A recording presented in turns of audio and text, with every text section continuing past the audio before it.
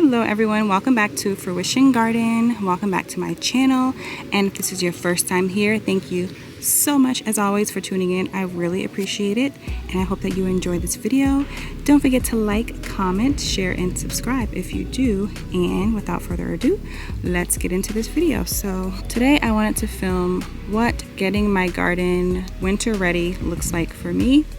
And so I just wanted to film that for you all, maybe talk about some tips and tricks that you can do even if you don't have a garden yet, things that you can do in the fall and or winter to prepare yourself for a spring garden if that is something that you're looking to do and ready to do, which I highly recommend. There's so many amazing natural resources that are provided during the fall, such as the leaves that fall from the trees and just other shrubs and plants that may be dying back, their life cycles may be ending. That is all a great source of nutrients that you can kind of use to condition your soil and get it ready for planting so that you can start your garden. So I'm going to start with this row right here. I have some peppers that are pretty much done. I'm going to be harvesting the last few peppers that I see, and then I also have some calendula. I'm sorry, not calendula, this is chamomile that is growing along this bed as well. So that hopefully is going to overwinter and come back in the spring. So I won't be touching that, but I will be chopping and dropping all of these pepper plants and even this comfrey plant and just layering it across the soil to provide a protective layer and some organic matter that can be broken down by all the microbes and biology in the soil and create a healthy, amazing soil that is ready to be planted in the spring. So without further ado, I'm going to set this camera up, and it's just going to be a really nice, relaxing video of garden work. So I hope you all enjoy.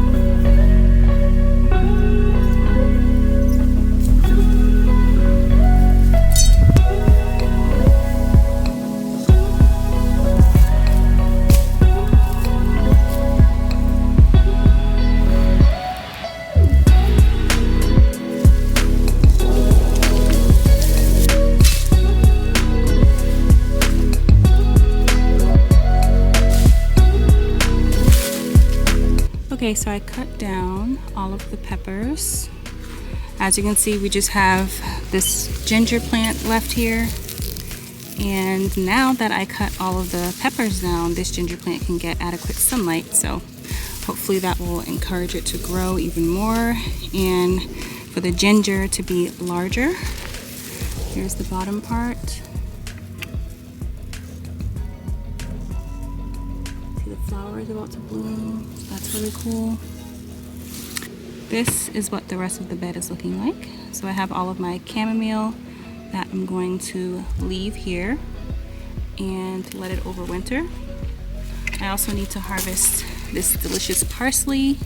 It smells so good and definitely is ready to harvest. This is curly parsley. That's why it looks a little different than what you may be used to seeing with like the flat leaves.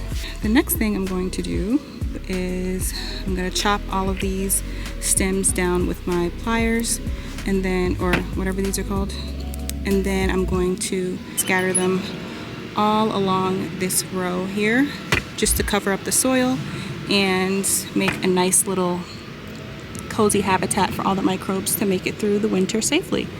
So there's a couple more things that I need to cut down, like this and this thing here. So I'm going to do that and then show you the finishing product.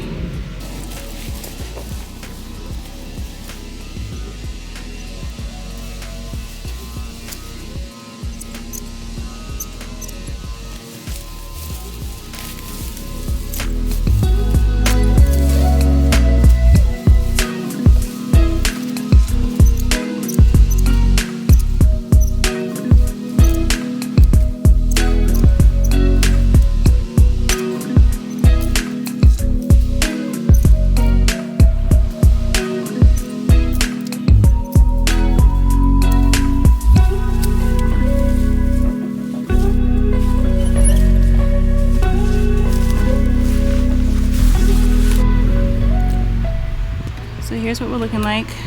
I cut up all of the pepper stems and just laid them across the entire bed. I tried my best not to cover up the parsley and the calendula. So as this breaks down, I'll continue to add the rest of the stems because I do have more over here. But in the meantime, I'm going to take these and throw them in our compost pile until I am ready to use it.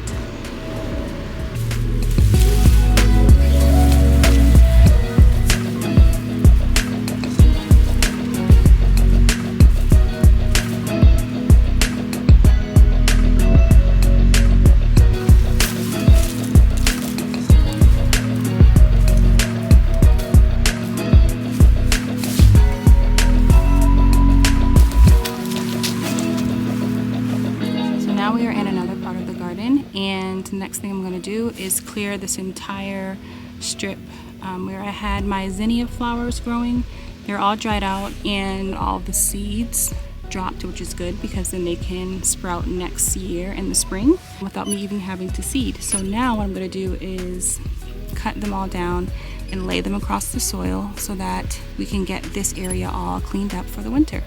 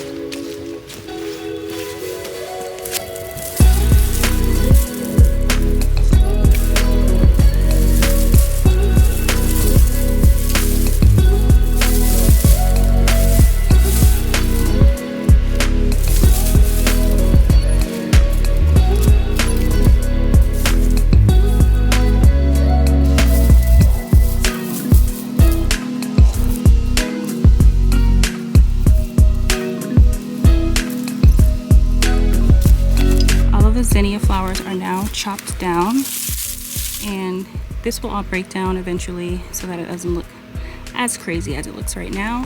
I did leave this here. This is called butterfly weed, and it is a great source of food and shelter for the butterflies, monarch butterflies to be specific, but all types of butterflies. These are the seed pods and all that fuzzy stuff. That is what carries the seed. So a lot of them have blown all across the yard, so hopefully we have a lot of butterfly weed around the yard. That would be awesome. And then here's another one that looks like it's been infested with aphids, but still spreading seeds, and we're just gonna leave it alone and let it do its thing. And then just to get a better view of what I did in the pepper plant bed, now that I can actually hold the camera, I have to cut this. This is what it's looking like. Got the giant ginger in the back that now has plenty of sunlight. And then Everything else just all blends in right now because I covered the entire bed with the pepper stems. And before we go, let's harvest some of this wonderful parsley. I don't have my scissors, so just plucking the leaves. And when you harvest parsley, you want to harvest it from the outer part of the plant. You want to try to avoid ripping this part, which is the new delicate growth, because if you do that, it can stunt the plant growth and even make it stop growing prematurely. So that's why I'm going for all of the outer leaves first. And kind of like lettuce, that is what encourages it to continue to grow, as long as you don't mess with the middle part.